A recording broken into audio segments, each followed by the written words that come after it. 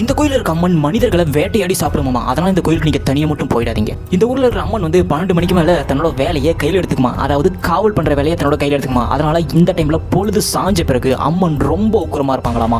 அதுவும் இல்லாம இந்த இடத்துல பொழுது சாஞ்சதுக்கு அப்புறம் யாரும் இந்த காட்டுக்குள்ள போகவே மாட்டாங்களாமா. காரணம் இந்த அம்மன் அந்த கோவிலையும் அந்த ஊரையும் காவல் காத்துட்டு வராங்களாமா.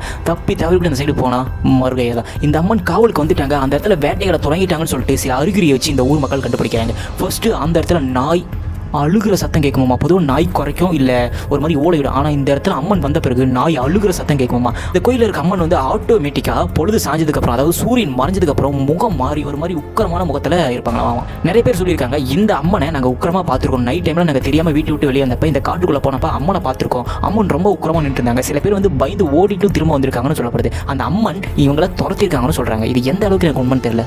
முக்கியமாக இங்கே சொல்லப்படுற விஷயம் என்னன்னா, கருப்பு சட்டையை போட்டுக்கிட்டு நைட் டைமில் இந்த ஊருக்கு வெளியே யாருமே வரவே மாட்டாங்களாமா. அதே மீறி வந்தாங்கன்னா அதுக்கப்புறம் என்ன நடக்குன்னு அவங்களுக்கே தெரியாது. பொதுவாக அந்த அம்மன் எதுக்கு இந்த மாதிரி காவல் காக்குறாங்கன்னா, இந்த ஊர் மக்களை யாரும் சீண்டக்கூடாது, கெட்டவங்க யாரும் உள்ள வரக்கூடாதுன்னு சொல்லிட்டா இந்த மாதிரி ஒரு வேலையை அந்த அம்மன் பார்த்துட்டு இருக்காங்க. அதுக்கு பின்னாடி ஒரு ஸ்டோரி சொல்லப்படுறது.